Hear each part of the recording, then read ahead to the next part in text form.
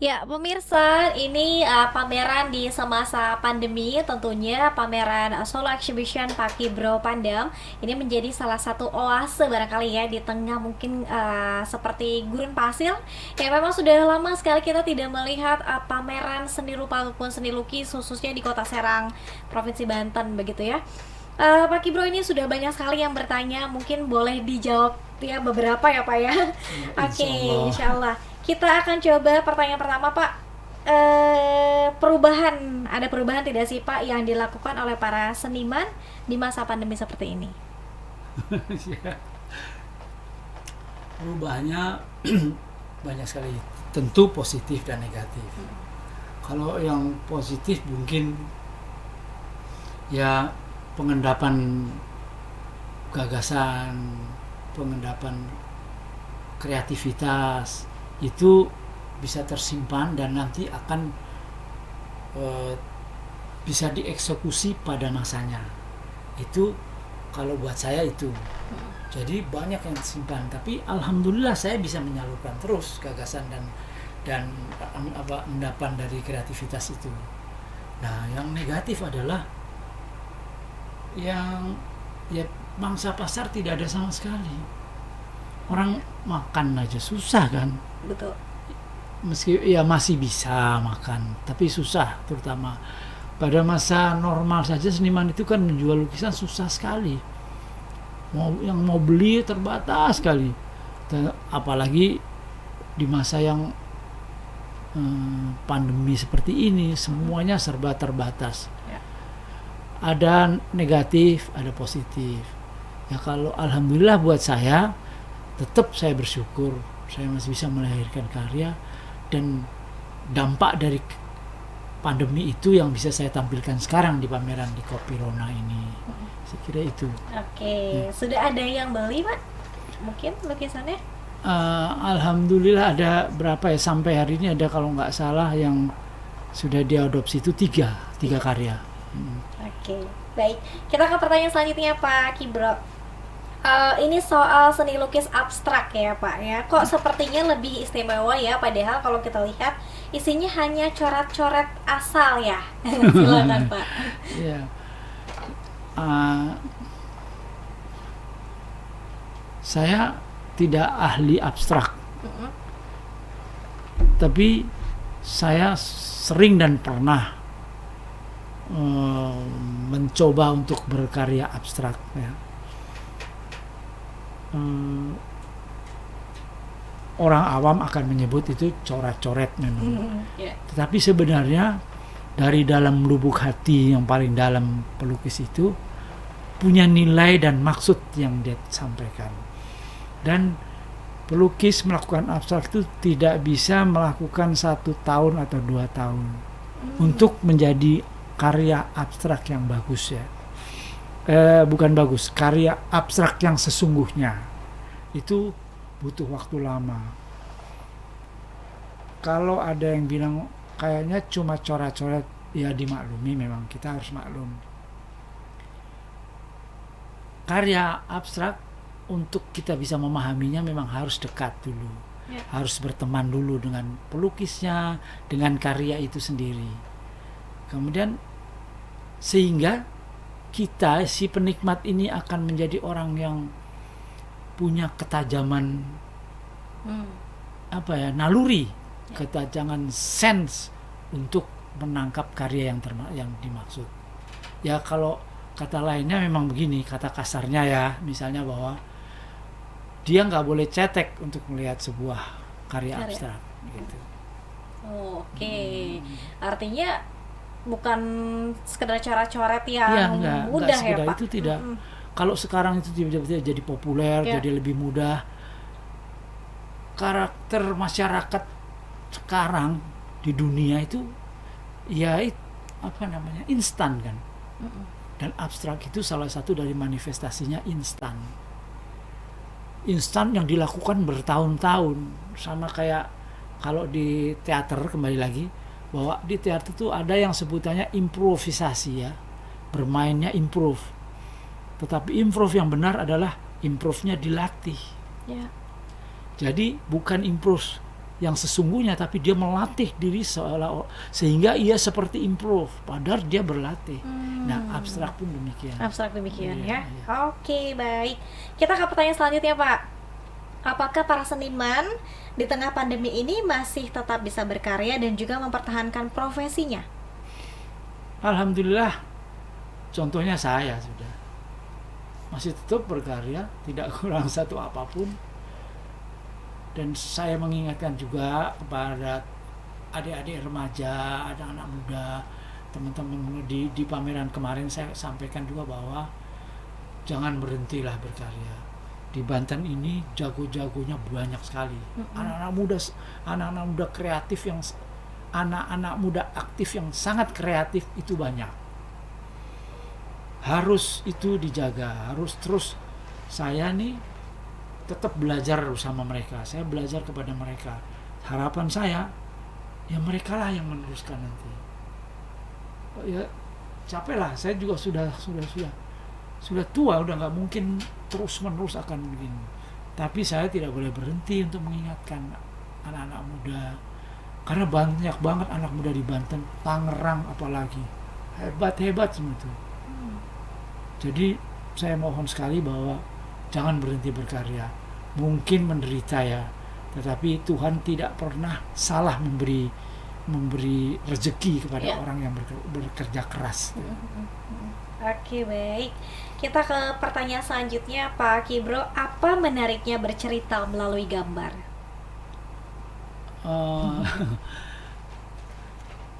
Itu barangkali kalau saya ya, pertanyaannya salah kalau ke saya. Karena yang bisa merasa menarik kan yang penikmatnya. Penikmatnya Iya. justru ya, Pak. Jadi yang melihat yang harus tahu menarik nggak ya ini. Kalau kita ini perupa itu hanya ingin menyampaikan sesuatu dari yang kita punya sebagai seniman, sebagai pelukis, sebagai perupa. Nah, kalau menariknya ya tentu penikmatnya yang tahu. Oh, ini bagus nih, saya suka nih.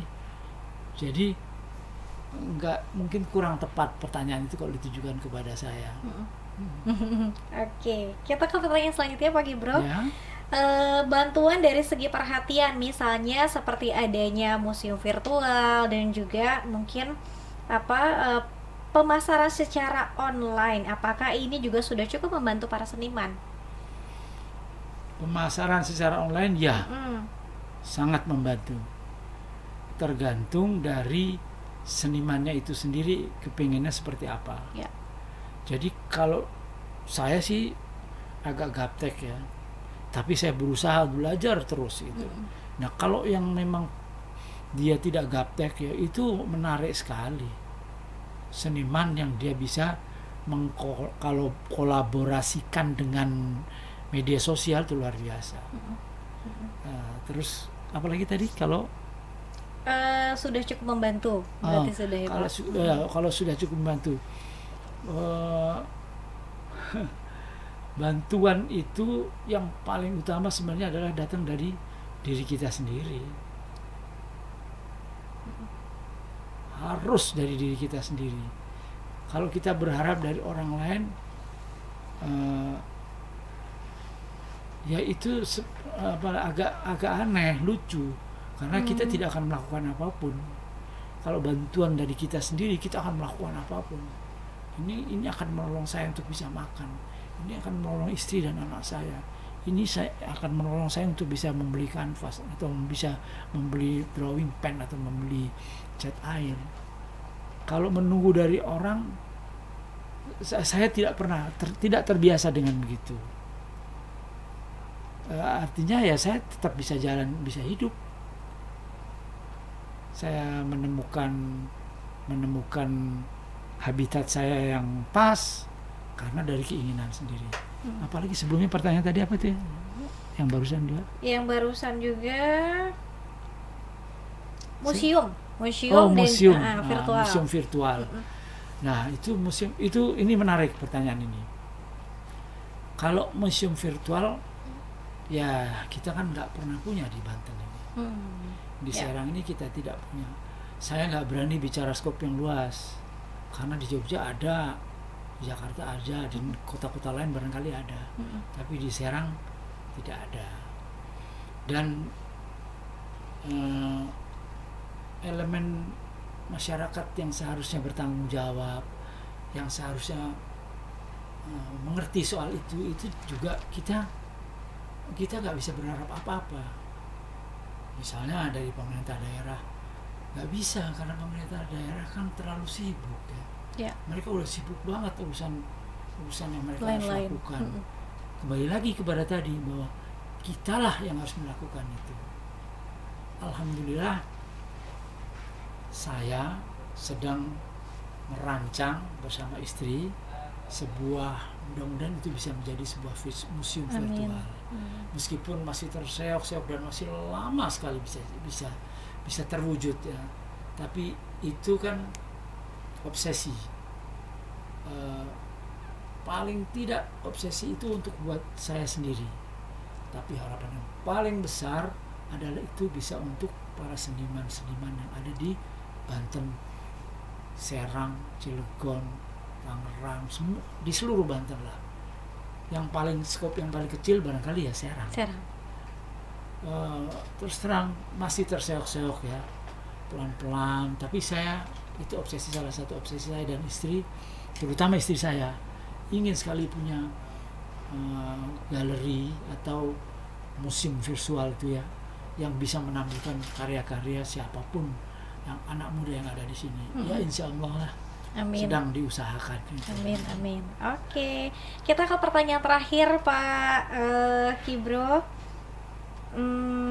Nah, peran seni dan posisinya di tengah pandemi rasanya seperti apa Pak Ade? Apakah seni itu masih tetap berperan dalam situasi pandemi? Kalau buat saya justru pada saat pandemi itu harusnya kita menekan ya, melawan melawan pandemi yang datang, musuh-musuh pandemi yang datang itu dengan menciptakan karya yang terus menerus dan jangan punya pertimbangan bagus dan jelek, enggak. Berkaryalah. Karena dengan berkarya itu pandemi itu akan tidak berarti apa-apa. Kalau barangkali malah imun kita akan jauh lebih naik, jauh lebih kuat ketika kita terus berkarya. Saya sudah 66 tahun, itu karena saya melukis terus, barangkali itu juga membuat nutrisi, membantu saya untuk membangun fisik menjadi lebih baik supaya melawan COVID yang datang itu, melawan pandemi yang menyerbu itu. Saya kira itu ya. Dan terutama buat seniman-seniman dan perupa-perupa yang ada di Serang, banyak jalan kok menuju sukses itu kalau kita mau, dan kita jangan berhenti melakukannya. Ya. Berkarya ini salah satu cara menjaga imunitas bagi para seniman. Menurut saya begitu. Pak Kibro ya. Oke. Terima kasih banyak Pak Kibro sudah hadir di Sultan TV. Semoga nanti kita bisa sambung lagi di sesi selanjutnya. Sukses, dan pemirsa bahwa solo exhibition Pak Kibro masih terus berlanjut sampai tanggal 23 Februari ya Pak. Ya. 2022. Silakan datang di Coffeerona. Masih berlangsung. Menikmati kopi sore-sore boleh ya Pak, sambil memandang lukisan-lukisan Pak Kibro yang masih dipamerkan di sana. Terakhir Pak Kibro, apa yang ingin disampaikan kepada para seniman mungkin yang di luar sana yang kayaknya masih lesu nih Pak, gak ada semangat nih untuk berkarya? Silakan. Ya. Saya tuh cuma bisa menghimbau. Kalau mau menggandeng juga saya nggak punya kemampuan. Barangkali ada tokoh-tokoh masyarakat, ada ada orang-orang yang punya kelebihan material ya, yang punya kelebihan finansial ya.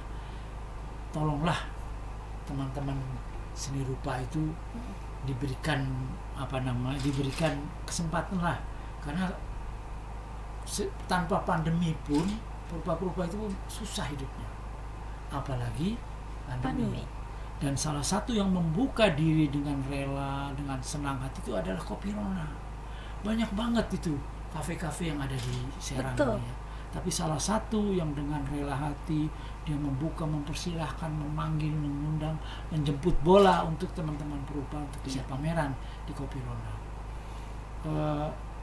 Barangkali yang seperti Kopirona masih banyak di tempat-tempat lainnya. Saya kira kalau memang rela hati, bukalah diri, karena itu juga barangkali akan membantu Banten, akan membantu Indonesia, Serang, akan membantu Pandeglang, akan membantu Tangerang, akan membantu Indonesia untuk memajukan seni rupa dan seni-seni yang lainnya.